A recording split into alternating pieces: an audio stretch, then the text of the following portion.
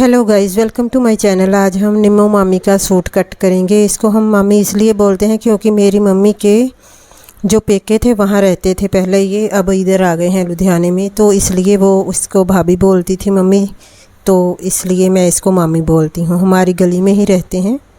और ये सूट भी उन्होंने 100 रुपये का लिया था। उस दिन मैं आपको बोल रही थी ना कि आया था एक ठेले वाला, वो 100 रुपये में काफ़ी सूट बेच के चला गया। तो वो फ़्रॉकें भी 100 की थी, इसलिए वो लेकर नहीं गए। वो मैंने साइड पर रख दी हैं, उनको अच्छे से पैक करके कि जब आएंगे तो ठीक है, नहीं तो पड़ी रहने दो। साल 6 महीने डीक के फिर किसी को दे देंगे फिर। तो इसकी लंबाई है 39 इंच, 39 इंच। एम्ब्रॉयडरी से लेकर मैं ऊपर को 40 इंच का निशान लगा रही हूँ, 40 इंच का, क्योंकि नीचे फोल्डिंग के लिए बना हुआ है बॉर्डर। और ऊपर 40 इंच का निशान लगा लेंगे, 1 इंच ज़्यादा सिलाइयों में जो आ जाए कपड़ा। तो उसको मैं सीधा सीधा कट कर लूँगी पहले, फिर हम ड्राफ्ट बनाएंगे। 40 इंच का कपड़ा हमने कट कर लिया है। अब इसका तीरा मैंने 7 इंच लिया था, क्योंकि हैवी साइज़ है थोड़ा सा, तो तीरा 7 इंच ले लिया कि उसको कंधों से खींचे ना थोड़ा सा कपड़ा। नहीं तो वो बोलते हैं ना, अगर तीरा कम लो तो कंधे से खिंचता है फिर बाजू के पास से। और इसकी बस्ट थी 45 इंच, 11.25 इंच का निशान लगाकर तो 2 बार गुलाई डाल ली है। और हिप थी 46 इंच, 11.5 होगी चौथा भाग, उसमें 2 इंच ज़्यादा लेकर सीधा सीधा निशान लगा लिया है। प्लेट वाला सूट है ये।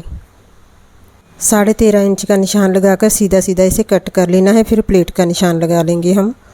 क्योंकि प्लेट वाले निशान के फिटिंग लगाने का फ़ायदा नहीं होता, क्योंकि प्लेट में काफ़ी कपड़ा आ जाता है ना, तो फिर दोबारा लगानी पड़ती है। इसलिए बस हिप से 2 इंच ज़्यादा लेकर सीधा सीधा कट कर दें, आपका टाइम बचेगा। ज़्यादा फिटिंग लगाने का फ़ायदा नहीं, फिर दोबारा लगाओ तो टाइम ही ख़राब होता है। इसलिए बस अपने बस्ट का निशान लगाएं और कंधे की गुलाई डालें 2 बार, और हिप से 2 इंच ज़्यादा लेकर सीधा सीधा कट कर दें।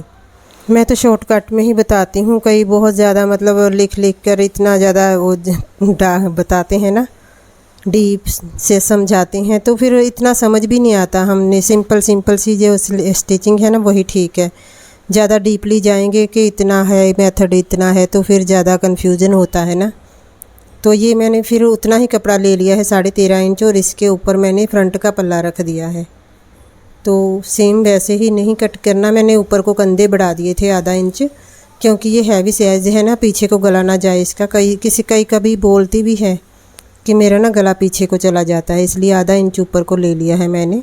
बाकी सेम वैसे ही कटिंग कर देनी है हमने। तो जो कंधे के आधा इंच ऊपर लेते हैं, इससे पल्ला बड़ा छोटा नहीं होता। बाकी सारा मेथड फिटिंग का ऐसा ही होता है, बस कंधे आधा इंच बढ़ा दो, आधे इंच से कोई फ़र्क नहीं पड़ता।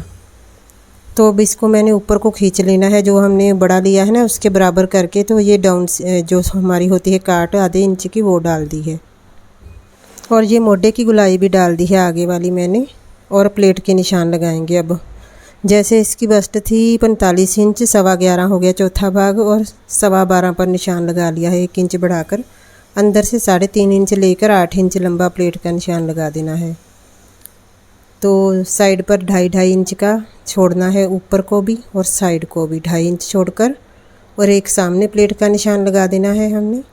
और एक साइड पर कमर का निशान देख लेना है, 8 इंच पर कमर का निशान लगाएंगे, उसके बराबर लगा देंगे ये निशान हम। तो एक साइड के प्लेट का निशान हो गया, दूसरी साइड पर हम इसको थपथपा कर ले लेंगे निशान को। सूट काफ़ी ट्रांसपेरेंट है, लेकिन इसने कहाँ लाइनिंग लगवानी थी 100 रुपये वाले सूट के ऊपर। मैंने बोला भी नहीं, ना ही उसने लगवानी थी, मुझे पता ही है।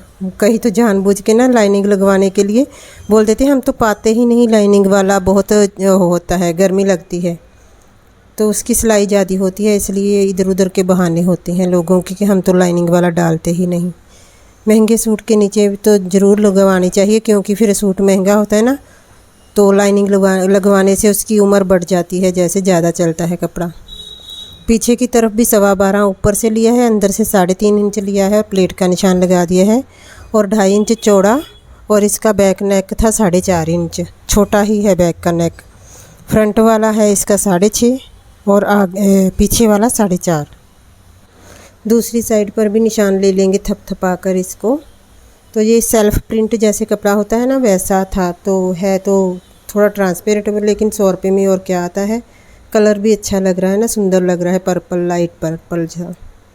तो ये दोनों पल्ले हो गए सूट के, और कपड़ा 4.5 मीटर था, इसलिए मैं डर डर के ही कट कर रही थी कि कहीं कम ना पड़ जाए कपड़ा ले। तो ये हमारा जो निकला है आगे सूट के, इससे बाजू बना देंगे तो बाजू आडी बनेगी, फिर वो आडा कपड़ा हो जाता है जो। तो ये मैंने डबल फोल्ड कर लिया है। अब सलवार की कट करेंगे हम। बाहर गेट में कोई आकर खड़ा हो जाए तो चीकू तो तरा ही कट देंदी, इन्नी उच्ची रोला पाते तो कोई सूट के लिए पूछने आया था तो वो शोर कर रही थी, इसलिए बाहर चली गई थी। और सलवार की लंबाई है हमारी 37 इंच, और उसमें 3 बढ़ाकर हो गए 40, और उसमें 8 कम करने हैं, तो बच गए 33 इंच। 33 इंच का निशान लगाना है। और डबल फोल्ड मैंने 7 इंच किया है। इसका पोंचा 7 इंच था, बेचारी ये नहीं चौड़ा पोंचा डालेगी, तो इसका 7 इंच पोंचा है और मैंने 7 इंच ही फोल्ड किया है। जितना पोंचा हो उतना ही फोल्ड कर लेना चाहिए। कपड़े को अच्छे से मैंने वल निकाल लिए हैं। थोड़ी बहुत कान भी थी ना इस कपड़े में, किसी तरफ बढ़ जाता है कभी किसी तरफ, तो इसलिए मैंने अच्छे से हाथ मार कर तो इसकी कान निकाल ली है। अब हम 33 इंच का निशान लगाएंगे, आगे की तरफ 2 इंच का, और दूसरी तरफ आसन का लगा देंगे। आसन मैंने 10.5 ही ली है, वैसे 11 लेनी चाहिए थी, लेकिन मुझे डर लग रहा था कि पीछे कपड़ा बचे कि ना, इसलिए कपड़ा थोड़ा ही था, कम ही था ना, मतलब अभी तो हमने बेल्ट भी निकालनी है और बाजू का कपड़ा भी निकालना है, इसलिए कपड़ा खुला डुला हो ना तो बड़ी आसानी से कपड़ा हो जाता है कट।